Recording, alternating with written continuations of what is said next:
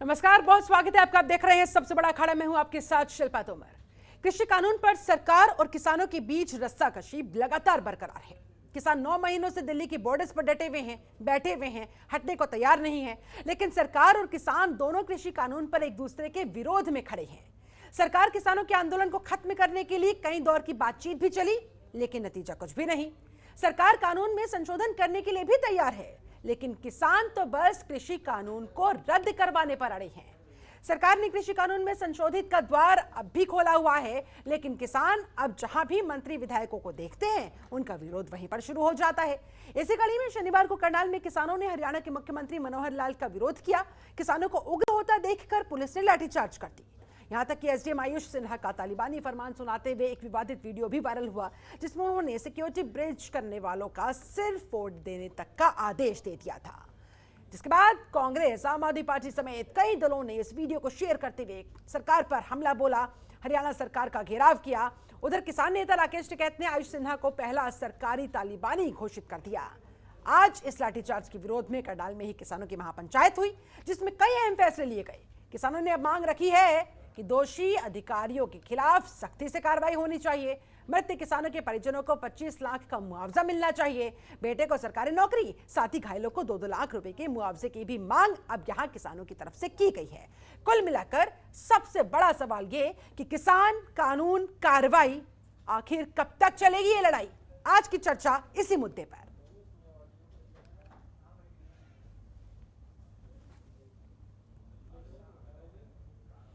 और भी बहुत सारे सवाल खड़े होते हुए, मसलन कब खत्म होगी सरकार और किसानों के बीच की ये रार। जी हां, क्योंकि 9 महीने लंबा समय हो चुका है, कई दौर की बातचीत हो चुकी है, लेकिन ये टकरार, ये रार खत्म होने का नाम ही नहीं ले रही है, बल्कि बद से बदतर स्थिति होती जा रही है।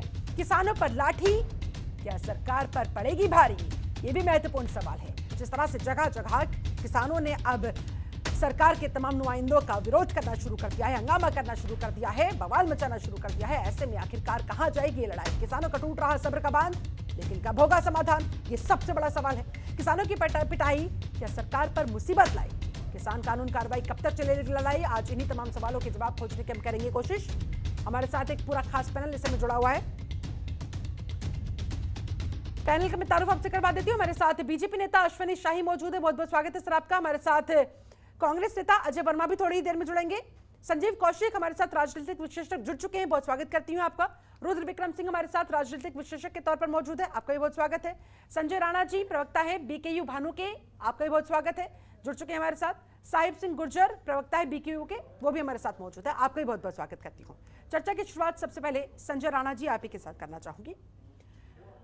आप लोगों के आंदोलन की ये लंबी लड़ाई अब ये किस मोड़ पर आ गई है?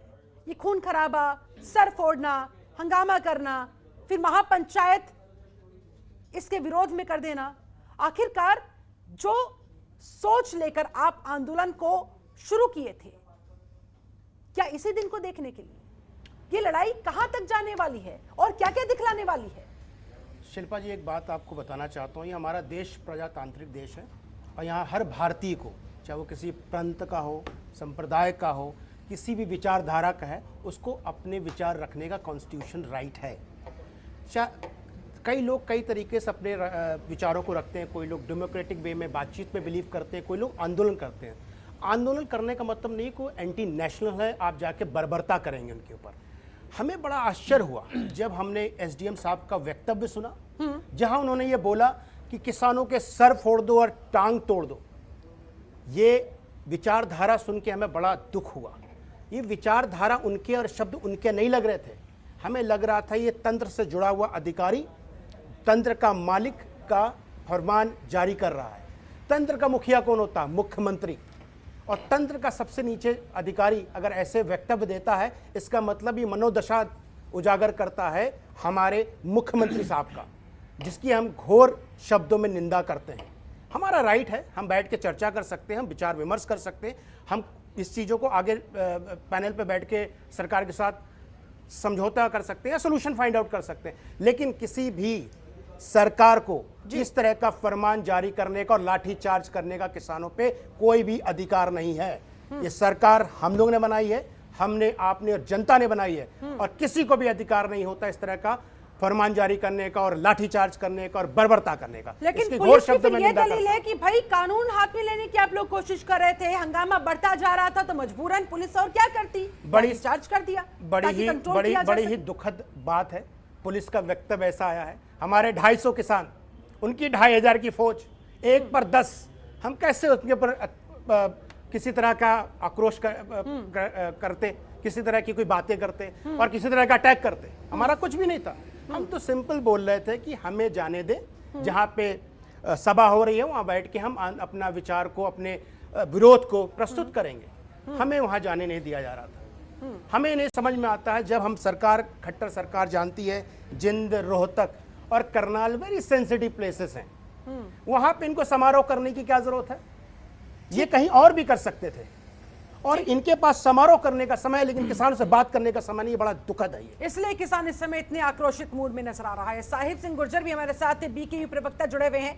साहिब जी, 9 महीनों से आंदोलन चल रहा है, समाधान कुछ निकल नहीं पा रहा, क्या इसी वजह से अब किसानों का सब्र का बांध टूटा हुआ?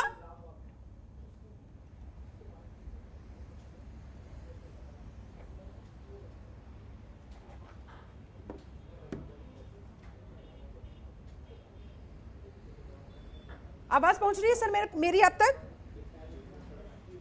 साहिब सिंह, मेरी आवाज आ रही है अब तक? सर, मेरा सवाल ये था कि 9 महीनों से आप लोग आंदोलन पर बैठे हुए हैं, लेकिन नतीजा कुछ निकल नहीं पा रहा, समाधान, उसकी कोई उम्मीद की किरण नजर आ नहीं रही है। क्या इस वजह से अब किसानों का सब्र का बांध टूटता नजर आ रहा है, जिसका नतीजा इस तरह की ये तस्वीरें? जी देखिए जी, इसमें ऐसा है कि जब किसान आया था, इन भाजपा के लोगों ने या सत्ता में बैठे हुए लोगों ने समझा कि भाई ये चले जाएंगे किसान, और इनको बदनाम किया, आतंकवादी बताया, नक्सलवादी बताया, और उसके बाद षड्यंत्र रचे, तोड़ एक ड्रामा किया कि नकली किसान है, असली किसान भाजपा के साथ है। लेकिन उसके बावजूद भी जब आज 9 महीने बाद ये साबित हो गया कि असली किसान है और अपने हक के लिए आए हैं, तो उसके बाद इन्होंने चाहा कि भाई शायद अब ये लाठियों से डर जाएंगे, इनको लाठियां मार के भगा दिया जाएगा।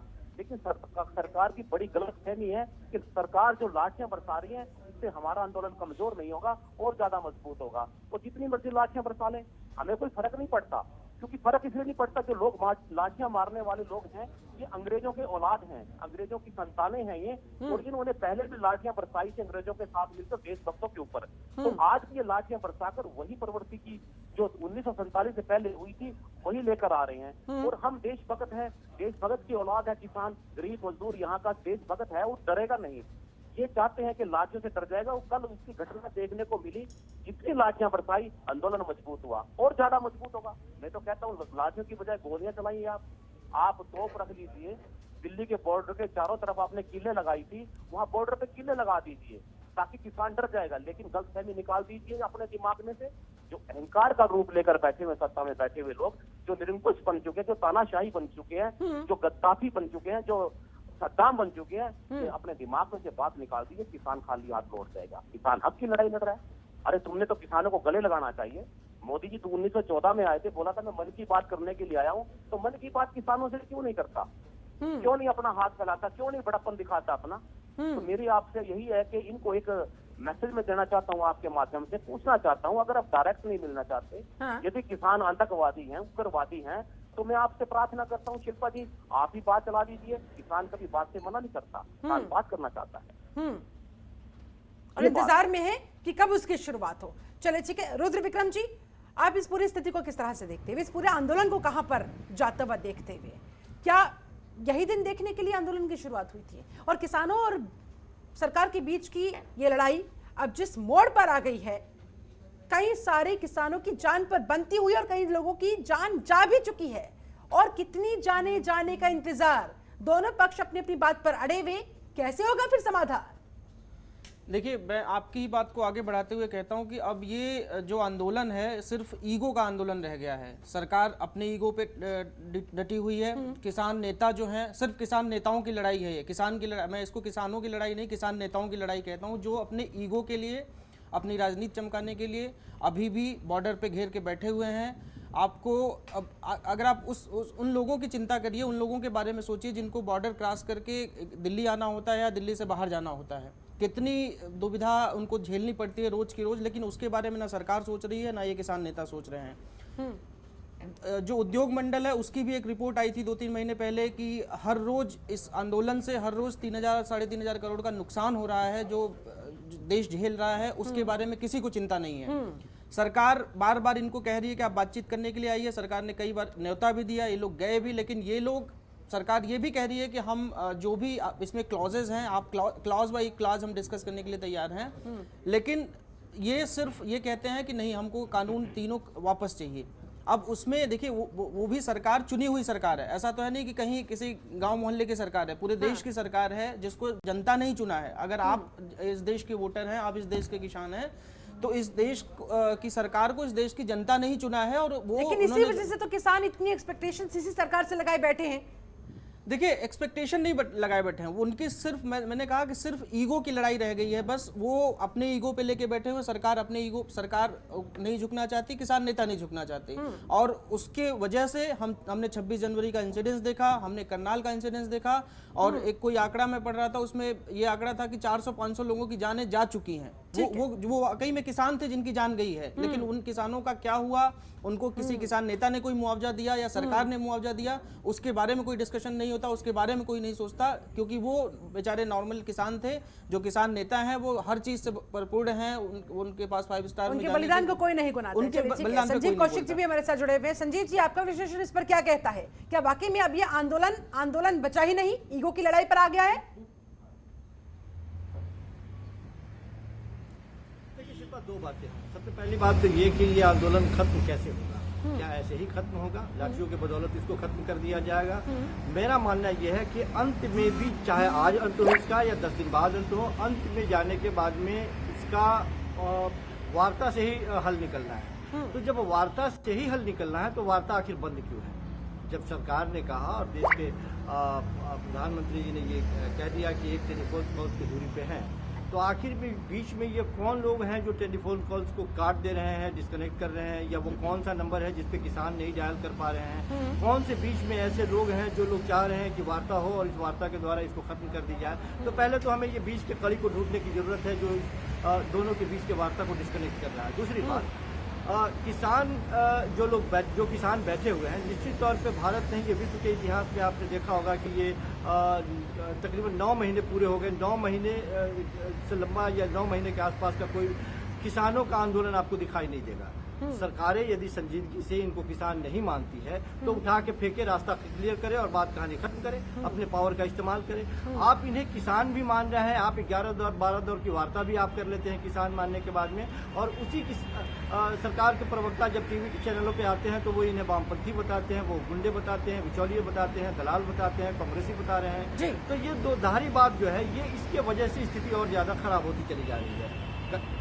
कई बार किसानों ने कहा, लोगों में कंफ्यूजन है, हमारे और आपके बीच में भी कंफ्यूजन है कि किसानों ने जब 10-11 बार की वार्ता की तो आखिर ऐसी बात हुई जो हम लोगों के बीच में निकल के नहीं आई। हम लोग भी जानना चाहेंगे कि कौन सी बात हुई, लेकिन सबसे बड़ी मुश्किल ये है कि जब बंद दरवाजे के अंदर में जब बात होती है तो वहाँ से निकलने के बाद में किसान ये कहते हैं कि सरकार ने अपनी रटी रटाई टेप रिकॉर्डर खोल दिया और हम लोगों को सुना दिया और हमारी जो मांगे थी वो ज्यों की त्यों रही।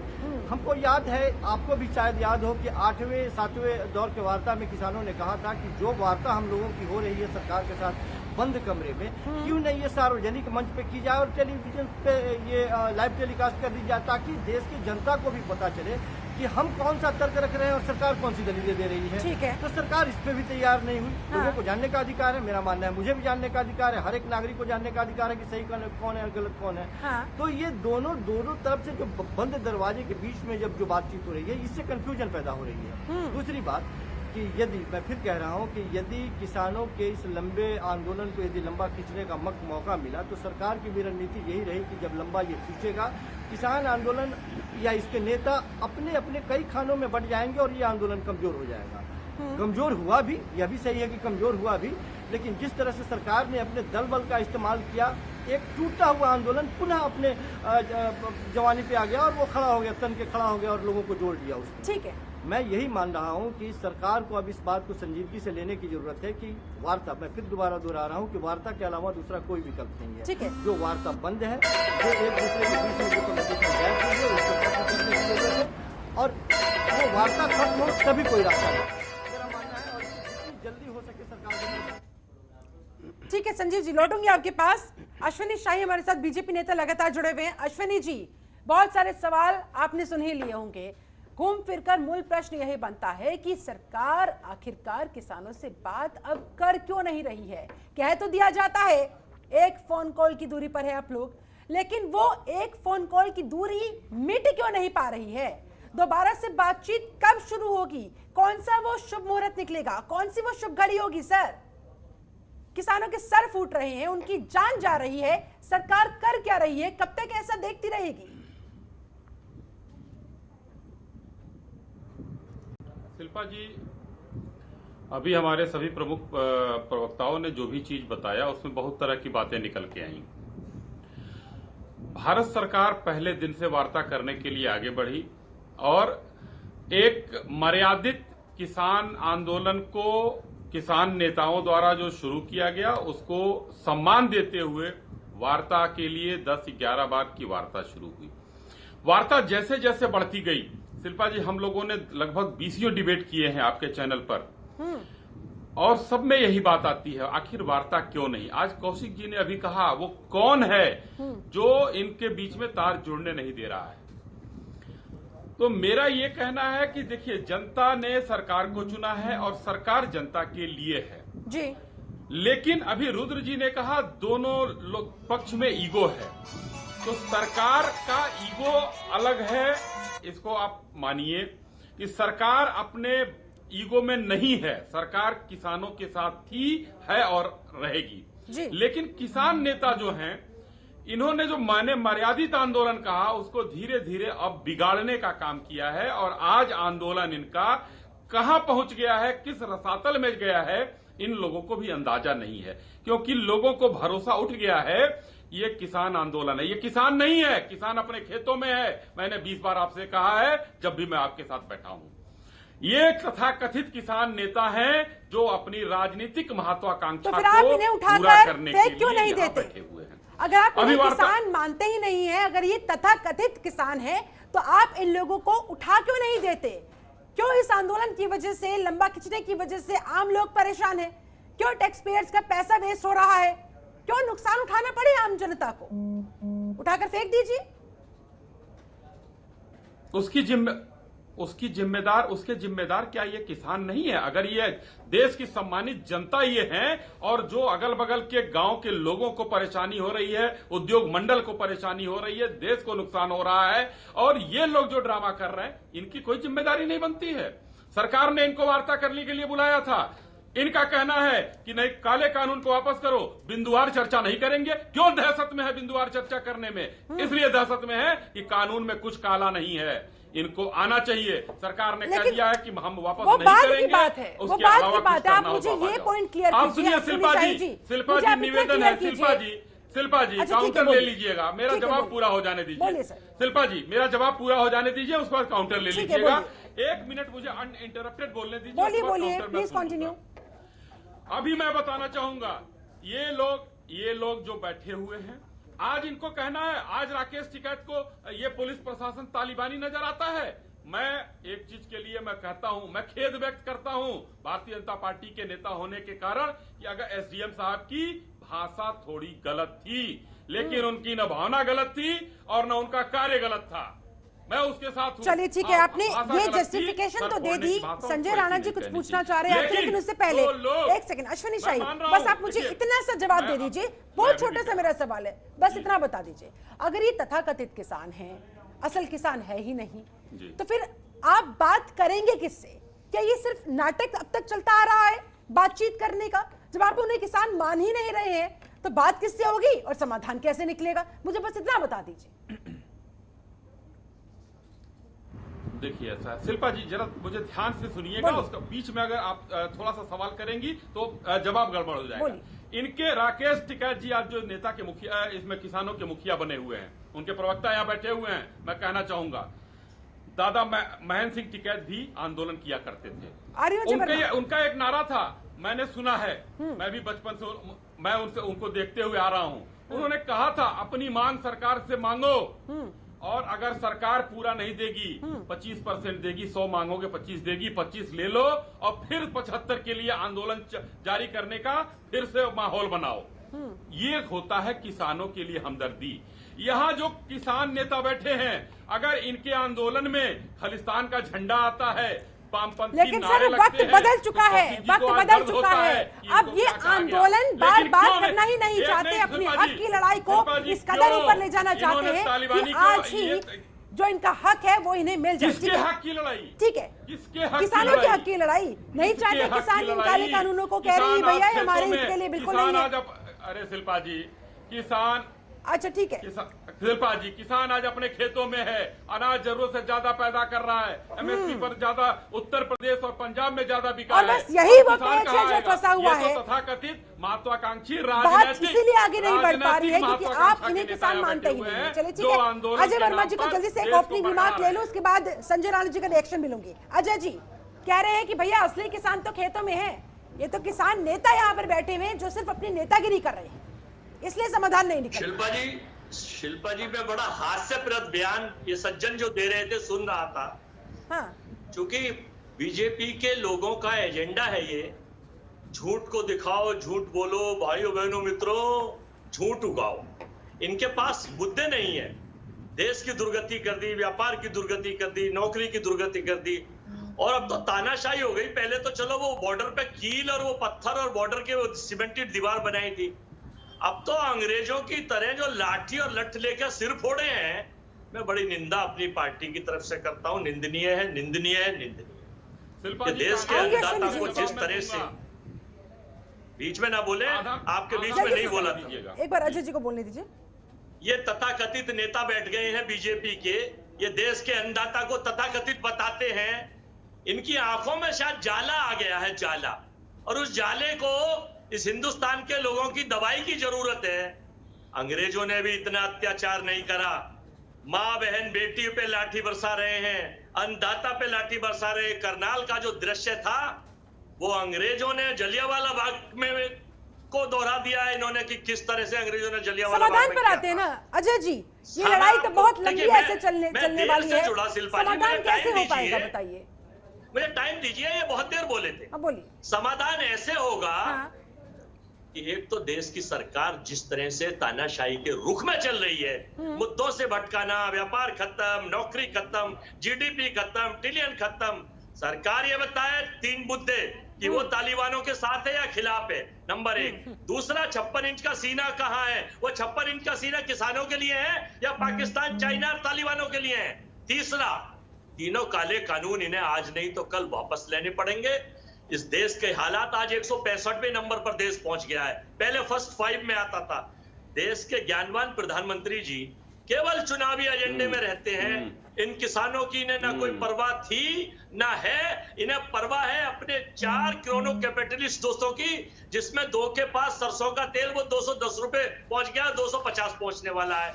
एक इनके पास आटे वाला है जो किसानों के अन्न को खरीद कर 100 रुपए किलो बेचेगा। अच्छा, तीसरा इनके, अश्विनी जी का मैं जवाब लूं, लेकिन इससे पहले संजय राणा जी कुछ कहना चाहते हैं। बीकेयू प्रवक्ता हमारे साथ लगातार जुड़े हुए हैं। पेट्रोल 150 रुपए पहुंचेगा। चलिए ठीक है, आपके आरोप तो कभी खत्म नहीं होंगे, जरा एक बार किसानों की भी सुन लेते हैं। संजय जी क्या कहना चाह रहे हैं आप? शिल्पा जी, एक चीज को बहुत हम स्पष्ट रखना चाहते हैं अपने पैनलिस्ट के बीच में। उन्होंने बोला कि किसान ईगो में है। हाँ।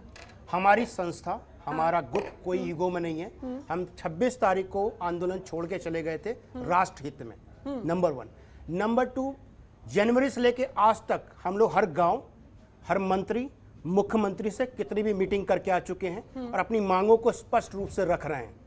कई मांगों पे सरकार ने एक्सेप्ट किया, लाइक 5 रुपए जो बढ़ा था उसमें हम लोग की मांगे थी, और हम लोग ने भी पिछले हफ्ते भी चर्चा की है मुख्यमंत्री उत्तर प्रदेश से। उन्होंने आश्वासन दिया है कि गन्ना के मूल्यों को वो बढ़ाएंगे। हाँ। वो एक्सपेक्टेड है 22 सितंबर। हाँ। तो मैं उन लोगों से थोड़ा सा इत्तेफाक नहीं रखता जिन्होंने बोला कि हमें ईगो की लड़ाई है। ये ईगो की लड़ाई नहीं है, अपने अधिकारों की लड़ाई है। अधिकार ईगो में फर्क समझने की कोशिश कीजिए। ठीक है ठीक है ठीक है सर, आप सभी को मैं फिलहाल यहाँ पर रोकना चाहूंगी, माफी के साथ मुझे रुकना होगा यहाँ पर एक बहुत छोटे से ब्रेक के लिए। ब्रेक के बाद लौटेंगे, चर्चा को आगे बढ़ाएंगे, यही जानने की कोशिश करेंगे कि क्या ये वाकई में ईगो की लड़ाई है या ये हक की लड़ाई है, किसानों की लड़ाई है कि तथाकथित किसान नेताओं की लड़ाई है। ये लड़ाई है किसकी और कहां जाने वाली है, क्या अंजाम भुगतने वाले हैं इस लड़ाई के अंदर शामिल तमाम लोग, किस तरफ आंदोलन बढ़ता हुआ और क्या उसकी दशा और दिशा तय होती है। आज चर्चा हो रही है किसानों के आंदोलन पर कि कब खत्म होगी सरकार और किसानों के बीच की रार, किसानों पर लाठी क्या सरकार पर पड़ेगी भारी, किसानों का टूट रहा है सब्र का बांध, कब होगा आखिरकार इस आंदोलन का समाधान, इस समस्या का समाधान, किसानों की पिटाई क्या सरकार पर मुसीबत लाई, किसान कानून कार्रवाई कब तक आखिर चलेगी ये लड़ाई। आज इन्हीं तमाम सवालों के जवाब खोजने की हम लगातार कर रहे हैं कोशिश। हमारे साथ एक पूरा खास पैनल जुड़ा हुआ है। एक बार फिर से पैनल के पास जाते हुए अश्विनी शाही जी, ब्रेक पर जाने से पहले अजय वर्मा ने बहुत सारे गंभीर सवाल यहाँ पर पूछे थे, क्या जवाब है आपके पास? 56 इंची सरकार पर बहुत सारी तोहमत लगती हुई, बहुत सारे आरोप विपक्ष की तरफ से लगते हुए, किसानों की तरफ से लगते हुए कि आप तानाशाही की तरफ आगे बढ़ते जा रहे हैं, न विपक्ष की सुनते न किसानों की सुनते। शिल्पा जी, आरोप लगाना कांग्रेस का काम है। राहुल गांधी घर में बैठकर ट्वीट करते हैं, उनके नेता टेलीविजन चैनल पर बैठकर इस तरीके की बातें बोलते हैं। मैं 2-4 उदाहरण देना चाहता हूं, उदाहरण के साथ बात करता हूं, तथ्यों के साथ बात करता हूं, फर्जी बात नहीं करता हूं, यहां और वहां ये हुआ वो हुआ। अगर किसानों के इतने बड़े हितैषी हैं तो राजस्थान में उन किसानों को ऋण देने के बाद माफी करना था इनको। आरसी क्यों कटी, खाद देने के लिए उनको लाठियां क्यों मारे ये लोग, और आज देश पर जब कहते हैं ये कि देश में ये बिक रहा है वो बिक रहा है, बीकानेर बिजली कंपनी कौन सी है, कलकत्ता की कौन सी कंपनी, और इनके गहलोत जी बताएं उन्होंने क्या बेचा है, ये मैं बताना चाहता हूं इनको। दूसरी चीज बताना चाहता हूं, इनके 89 से लेकर 91 तक बीपी सिंह की सरकार थी। डीजल का दाम, महंगाई की बात ये लोग करते हैं, कांग्रेस के लिए यह है, ये किसानों के मुद्दे से थोड़ा सा 30 सेकंड समय ले रहा हूं। 9 रुपया 84 पैसा वो छोड़कर गए, और 92 में यही माननीय मनमोहन सिंह जी वित्त मंत्री बने नरसिम्हा राव जी की सरकार में 15 रुपया 71 पैसा इन लोगों ने किया, अश्विनी जी मुद्दे पर और बात करते हैं। 60% दाम बढ़ाने का काम किया था इन्होंने। छोड़िए, 1241 रुपए का गैस सिलेंडर 1 जनवरी 14 को खरीदा हम लोगों ने। अरे बीच में मैंने नहीं बोला, बीच में क्यों बोल रहे हैं आप? मैंने आपके बीच में नहीं बोला, शांति से सुनिए। 1241 रुपए का गैस 1 जनवरी 14 को खरीदा हमने, और हमने नवंबर में हमने 593 रुपए का जनता को दिया। मनमोहन सिंह की सरकार थी, विदेशी रिजर्व 0 था, और आज 500 अरब डॉलर से ऊपर है। अब आते हैं मुद्दे पर, आपके ये जवाब चाहिए था आपको। मैं कहता हूं शिल्पा जी, किसान आंदोलन कुछ भी हो, किसान नेता हम तथाकथित भी कहते हैं, अगर वो अपनी राजनीतिक महत्वाकांक्षा को छोड़कर वहां काम करें। देखिए 26 जनवरी को किस तरीके से गणतंत्र की हत्या की गई, और उन्हीं नेताओं को कांग्रेस पंजाब में वकील मुहैया करा रही थी। ये है कांग्रेस का दोगलापन। कांग्रेस ने उन अभियुक्तों को वकील मुहैया कराने का काम इन लोगों ने पंजाब में किया। आपके पीएम के साथ फोटो किसके थे? अरे शांत रहिए, आप शांत रहिए, आप लोगों की कलई खुल चुकी है आज। अरे तो वकील आपने क्यों दिया? आपने वकील क्यों दिया? पंजाब सरकार ने क्यों दिया वकील पंजाब सरकार ने क्यों दिया? पंजाब सरकार ने वकील क्यों दिया? क्यों दिया वकील? पंजाब सरकार ने वकील क्यों दिया? सर किसान क्यों? वो हमारा आदमी है तो साहिब सिंह जी कह रहे हैं, इनसे कहिए वो झूठ की सीडी साहिब बंद सिंह करें। गुर्जर जी, अगर मेरी आवाज अब तक पहुंच रही है तो सरकार का कहना है कि भाई अरे पंजाब का समाधान क्यों आपने पंजाब सरकार ने वकील दिया उसको? झूठ की हमें सीधे पर जा रहे हैं। आप लोगों का चरित्र उजागर हो गया, नंगे हो गए, नंगे हो गए, क्या कहेंगे आप? वकील ऐसा है कांग्रेस 5 रुपए ठीक है सर, आगे बढ़ते हैं। आपके ब्लैंक गैंग के चक्कर में अगर पड़े रहेंगे सर डिस्कशन आगे नहीं बढ़ पाएगी, किसानों के मुद्दे पर बात नहीं हो पाएगी। आगे बढ़ते हैं। साहिब सिंह जी मेरी आवाज आप तक पहुंच पा रही है? पहले तो बेइज्जत, साहिब जी मेरी आवाज आप तक पहुंच रही है? डंडे, फिर अत्याचार, पीसीआर सबको वॉल्यूम डाउन किया जाए, फेडर डाउन किया जाए। PCR I am requesting you please. Fader down किया जाए। साहिब सिंह गुर्जर जी, मेरे अगर आवाज आप तक पहुंच पा रही है तो प्लीज रिस्पॉन्ड। जी मैं जवाब देना चाहता हूं। जी शिल्पा जी मैं जवाब देना बोलिए, चाहता हूं। ये जो भाजपा के नेता बोल रहे हैं 2 से 3 बात का जवाब देना चाहता हूं। जी। इन्होंने कहा था कि किसान खेतों में काम कर रहा है, किसान ये नहीं है जो सड़कों पर बैठे हुए हैं। शिल्पा जी मैं इनको कहना चाहता हूं 1947 से पहले भी किसान खेतों में था और अंग्रेजों के साथ भी लड़ रहा था। और मैं ये भी बताना चाहता हूं ये भाजपा के नेता क्योंकि जुमलेबाजी करते हैं, ड्रामेबाजी करते हैं, नौटंकीबाजी करते हैं। कोई इनसे रोजगार की बात करेगा ये गद्दार बोलेंगे, कोई काम की बात करेगा ये पाकिस्तानी बोलेंगे, कोई इनसे दाम बढ़ने की बात करेगा ये उसको चाइना बोलेंगे। मैं इनसे बात पूछना चाहता हूं, अरे किसान दिल्ली के चारों तरफ मन की बात सुनने आया तो मोदी जी मन की बात क्यों नहीं करते? अरे याद कीजिए 2014 में जब मोदी जी बने थे, बिन बुलाए बिरयानी खाने पाकिस्तान में गए थे, वहां उसकी मन की बात सुनने के लिए गए थे। वहां क्योंकि वोट नहीं चाहिए थी, वोट पड़ चुकी थी। जब 2019 में वोट की बात है, सुनिए मेरी बात, जब 2019 में चुनाव आया फिर आपका पाकिस्तान दुश्मन हो गया। अरे मैं पूछना चाहता हूं अपनी आवाज को बंद कीजिए, ये नौटंकी छोड़ दीजिए। देश का किसान आपका इलाज करेगा, देश का किसान आपका इलाज करेगा। साहिब जी आप मुझे ये बताइए कि अब आगे जिस स्टेज पर यह आंदोलन पहुंच चुका है, स्थिति पूरी पहुंच चुकी है, आगे कैसे बात बनेगी, कैसे बात बढ़ेगी, दोनों पक्षों के बीच का संवाद कैसे शुरू होगा? दबाना चाहते हैं, ये किसानों की आवाज को दबाना चाहते हैं। ये जान रख लेना, अगर किसानों की आवाज दब जाएगी ये हिंदुस्तान गुलाम हो जाएगा। देश का किसान, गरीब मजदूर इस हिंदुस्तान। अरे तो आवाज दबने ना पाए, कहीं से तो शुरुआत होगी ना। आपको क्या लग रहा है कैसे वो शुरुआत होनी चाहिए, कैसे दोबारा से संवाद स्थापित हो दोनों के बीच? बैठे हुए हैं, भाषण दे रहे हैं, नौटंकी दिखा रहे, यही लोग मोदी के पास जाए, हाथ जोड़े मोदी के सामने जाकर। ये भाजपा के प्रवक्ता पैर पकड़े मोदी जी के, उनको बोले देश का असली किसान सड़कों पर बैठा हुआ है, उनको बोले कि देश का किसान जो बैठा हुआ है वो अपनी आवाज अपने हक के लिए बैठा हुआ है, वो नकली किसान नहीं है कि उसके पैर पकड़े, उसको मनाए। रावण का रूप धारण कर चुका है, सद्दाम का रूप धारण कर चुका है, गद्दाफी का रूप धारण कर चुका है, उसको समझाने का काम करें। और आज आप लोग ये ड्रामा बंद कीजिए, आइए सरकार बाहें फैलाकर आप। ठीक है संजय राणा जी, सरकार का कहना है कि भाई अगर आप खुले दिल से और वास्तविकता में समस्या का समाधान निकालने के लिए आना चाहते हैं तो आपका मोस्ट वेलकम है, और अगर सिर्फ राजनीति करने के लिए आना चाहते हैं, नेतागिरी दिखाना चाहते हैं तो फिर तो कोई समाधान हो ही नहीं सकता। संजय राणा देखिए शिल्पा जी, एक चीज तो मैं आपसे एग्री करता हूँ कि किसी भी चीज के लिए, किसी भी सोल्यूशन के लिए हमें डिस्कशन करना पड़ेगा। और जो हमारे संजय जी जवाब दे रहे हैं, हमारे जो दूसरे प्रवक्ता है भारतीय किसान यूनियन के, उनका जो विचारधारा है हमारी विचारधारा से मेल नहीं खाता। क्योंकि अगर आप बात ही नहीं करोगे, चर्चा ही नहीं करोगे तो समाधान कैसे प्राप्त करोगे? सरकार के साथ आपको बैठ कर चर्चा करनी पड़ेगी। अभी के महेंद्र सिंह टिकैत साहब थे, उन्होंने बीजेपी प्रवक्ता ने राइटली सेड कि भैया 25% तो मिलेगा। आप बात करोगे कुछ तो कदम, एक कदम आगे बढ़ोगे, 2 कदम आगे बढ़ोगे। आप सिर्फ बॉर्डर पे बैठ करके बॉर्डर को ब्लॉक करके हमें कुछ नहीं मिल रहा है। हम देश की अर्थव्यवस्था खराब कर रहे हैं, लोगों को कष्ट पहुंचा रहे हैं, उससे कुछ फायदा तो हो नहीं रहा है। ना किसान भाइयों को फायदा हो रहा है, ना हम लोग का किसी का फायदा हो रहा है। अगर हम बैठ के चर्चा करेंगे, किसान सरकार पे प्रेशर बनाएंगे तो हमें सोल्यूशन मिलेगा।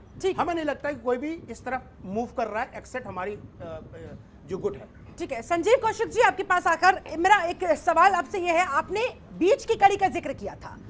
सर बीच की कड़ी कौन है जो दोनों पक्षों के बीच के संपर्क को बार बार काट देती है?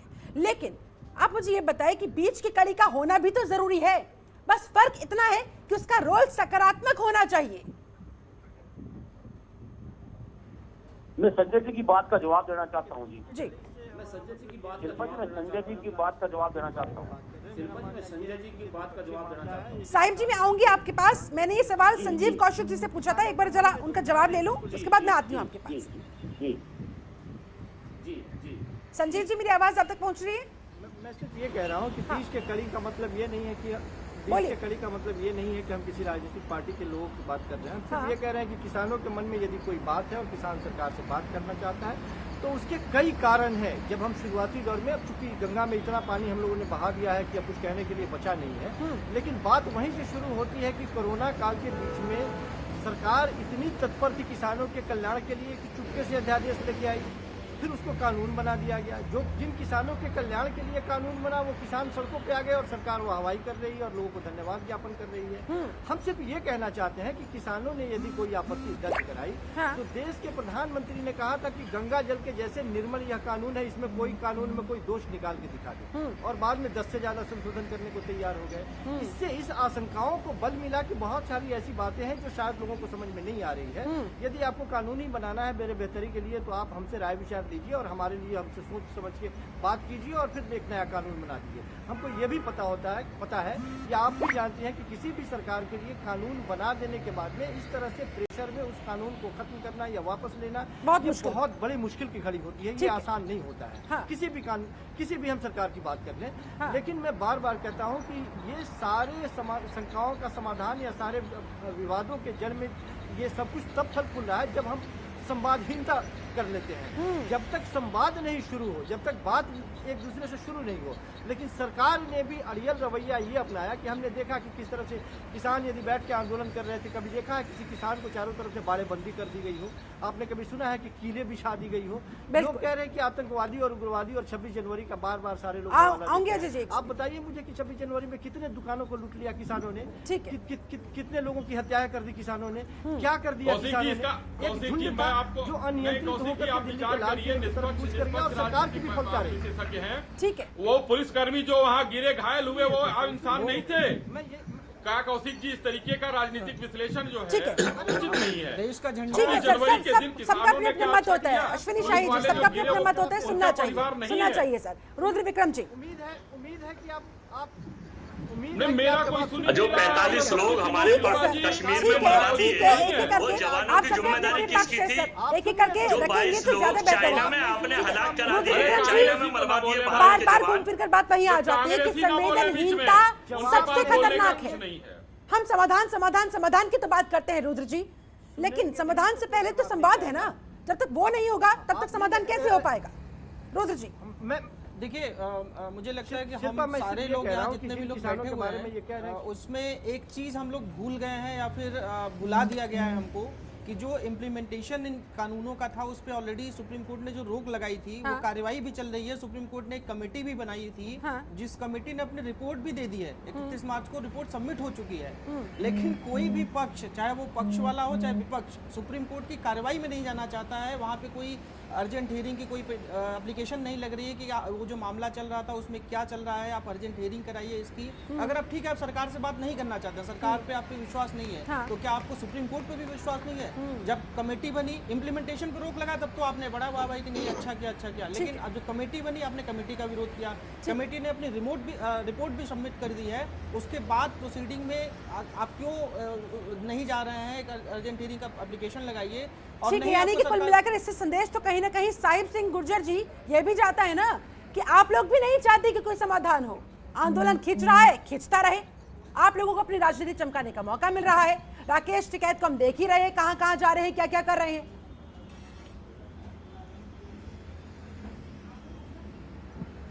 जवाब देना चाहता हूं। बोलिए। यह कह रहे थे कि जी हमारे जो बैठे हुए हैं ये बात नहीं मान रहे। मैं इनसे पूछना चाहता हूं, आप षड्यंत्र का शिकार हो चुके हैं भाजपा का। अरे भाजपा के षड्यंत्र के तहत आज आप यहाँ बैठकर किसानों के खिलाफ बोलने का काम कर रहे हैं। मेरी बात का जवाब दीजिएगा। नवंबर से लेकर जनवरी तक आप किसानों के समर्थन में बॉर्डर पर बैठे हुए थे, और रात को जब आपको पुलिस का डर लगा, मुकदमेबाजी का डर लगा, आप छोड़कर भाजपा के पाले में चले गए। किसानों के ऊपर आरोप लगाना छोड़ दिए संजय जी, ये देश का किसान आपको माफ नहीं करेगा, ये आपका संगठन खत्म हो जाएगा। ये बड़ा दुर्भाग्यपूर्ण स्टेटमेंट है साहिब सिंह जी, बड़ा दुर्भाग्यपूर्ण स्टेटमेंट है। आप लोग अपनी राजनीतिक चमकाने के लिए किसानों का नाम यूज कर रहे हैं। हम लोग रियल किसान हैं, रियल किसान किसानों के बीच जाता है, सरकार से वार्ता करता है। आपके नेता राकेश टिकैत जी कितने बार सरकार से वार्ता किए? वो तो घूम घूम करके पश्चिम बंगाल जा रहे हैं, मुख्यमंत्री पश्चिम बंगाल से मिल रहे हैं। आपको लगातार देश के पश्चिम बंगाल के मुख्यमंत्री से मिलकर समाधान मिलेगा? नहीं मिलेगा। महाराष्ट्र के मुख्यमंत्री से मिलकर समाधान मिलेगा? नहीं मिलेगा। हमें समाधान सेंटर की गवर्नमेंट के साथ बैठ के, हमें अपने अगर उत्तर प्रदेश के किसानों को चाहते हैं तो मुख्यमंत्री आदित्यनाथ सिंह जी के साथ बैठ के वार्ता करने पे समाधान मिलेगा। समाधान घूम घूम करके नेताओं से अजय वर्मा जी, ये तो आंदोलन के बीच ही कई तरह की फाड़ सामने आ रही है, एकजुटता दिखाई नहीं दे रही है, तो आखिरकार कैसे इन किसानों पर विश्वास हो पाएगा? शिल्पा जी, आप थोड़ा सा पीछे चले जाइए। जिस वक्त 561 से ज्यादा स्टेटों का विलय करने के बाद पंडित जवाहरलाल नेहरू जी के नेतृत्व में भारत का एक वो बनाया गया था, 561 स्टेट थी, राजाओं का जमाना था। अंग्रेजों ने जब अत्याचार हिंदुस्तान पे पूरे कर दिए भारत के आजादी 1947 से पहले, तो भारत की जनता अंग्रेजों के खिलाफ एकजुट होकर लामबंद होकर लड़ी थी। उसमें किसान, मजदूर, बहन, बेटी, भाई सब महात्मा गांधी जी के नेतृत्व में लड़े थे और भारत आजाद हुआ था और अंग्रेजों को खदेड़ दिया गया था। उसके बाद गॉडसे ने महात्मा गांधी की हत्या कर दी। तो ये गॉडसे के समर्थक जो लोग सरकार चला रहे हैं, ये भारत के किसानों की हत्या चाहते हैं, भारत के युवाओं की, भारत के रोजगार की, भारत के व्यापार की, भारत के महिलाओं की, भारत की सोच की। कौन किसका समर्थक है किसानों को, इससे कोई फर्क नहीं पड़ता है, लेकिन किसानों का हितैषी कौन है, कौन उनके हित में कदम उठाता है, किसानों को बस उससे मतलब है। और किसान इस समय सबसे ज्यादा आक्रोशित मोड में है। चलिए ठीक है, मेरे पास समय की कमी है, आप सभी से मैं जल्दी जल्दी फाइनल कमेंट लेना चाहूंगी। संजय राणा जी, सरकार भारत को फिर गुलाम बनाना चाहती है। ठीक है संजय राणा जी, फाइनल कमेंट आपका, क्या उम्मीद है अब आपको? ये आंदोलन कहां जाता हुआ, सरकार से क्या उम्मीद है, इस लड़ाई से क्या उम्मीद? अजय जी का जवाब पहले देना चाहूंगा, फिर फाइनल कमेंट दूंगा। अजय जी से ये पूछना चाहता हूं, कितने बार किसान नेताओं के साथ वार्ता किए और किसानों के पक्ष में अपनी बातें रखी? आप सिर्फ ट्विटर गेम खेल रहे हैं, सिर्फ ट्विटर करते हैं और कुछ नहीं करते हैं। किस जवाब मुद्दे पे आप अजय जी चर्चा जल्दी करते हैं? एक लाइन में जवाब दे सकते हैं? हाँ, आप किसानों के साथ खड़ा होने का दम भरते हैं, लेकिन हकीकत बता दी। अगर हिंदुस्तान के हर स्टेट में अगर किसानों के साथ है तो बिना शर्त के कांग्रेस पार्टी साथ है, उसके कार्यकर्ता, उसके ये सही बोल रहे हैं आप, कार्यकर्ता साथ हैं, एयर कंडीशन केबिन में बैठे हुए, एयर कंडीशन रूम में बैठे हुए, ट्विटर पे कर रहे हैं और आप कहीं नहीं है साथ में। ठीक है, ऐसे तथा कथित फर्जी वो किसान यूनियन जो किसानों का इस्तेमाल करके टीवी में चेहरा चमकाने आ जाते हैं, हम ये काम नहीं करते।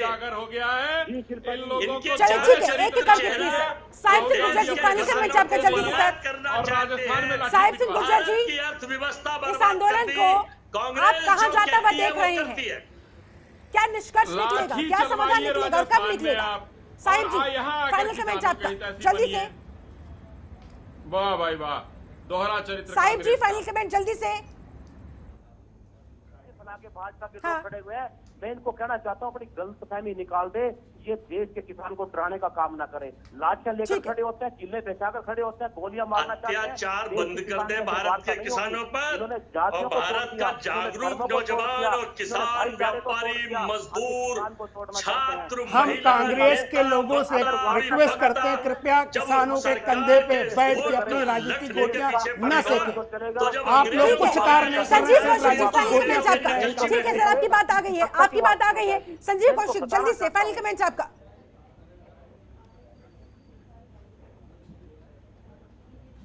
से ही रास्ते निकलेंगे और बातचीत शुरू करनी चाहिए, सरकार की तरफ से ये पहल करनी चाहिए। किसान नेता यदि बातचीत नहीं करना चाहते हैं तो आप एक डेट दीजिए, एक समय दीजिए, एक दिन तय कीजिए और एक बार बुलावा तो भेजिए। आप देखिए तो सही कि वो आते हैं या नहीं आते हैं। बातचीत शुरू होनी चाहिए, बातचीत से ही रास्ते निकलेंगे। ठीक है, रुद्र विक्रम से देखिए, दोनों पक्षों को आगे आना पड़ेगा, किसान यूनियन हो चाहे सरकार हो। और अगर किसान यूनियन को लगता है कि सरकार हमारी बात नहीं सुन रही है तो कोर्ट का रास्ता खुला हुआ है, कोर्ट में मामला चल रहा है, कोर्ट की प्रोसीडिंग में जाए और न्याय मिलेगा। ठीक है, कोई अगर कोर्ट पे विश्वास है तो ठीक है। तो जल्दी से संजय राणा 30 सेकंड लेंगे सिर्फ। हम तो चाहते हैं जैसे कौशिक जी ने बोला, ओपन फोरम में डिस्कशन हो। ठीक है, किसान नेता क्या बोलते हैं, सरकार क्या बोलती है, पब्लिक को दिखना चाहिए, पता लेना चाहिए, पता लगना चाहिए क्या चर्चा हुई।